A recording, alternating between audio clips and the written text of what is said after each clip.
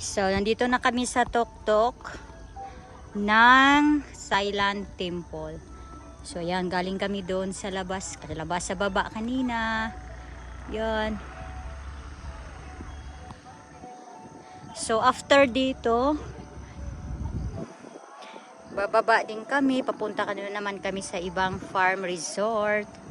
So, ito yung gagawin namin for our first Christmas together. So, gala kami dito sa mga farm resort ng Davao del Sur. So, ayan na. Here we go.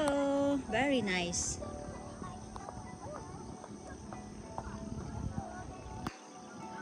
So, yung hindi natin naakyat, yung ano na yan, oh, yung parang rest house.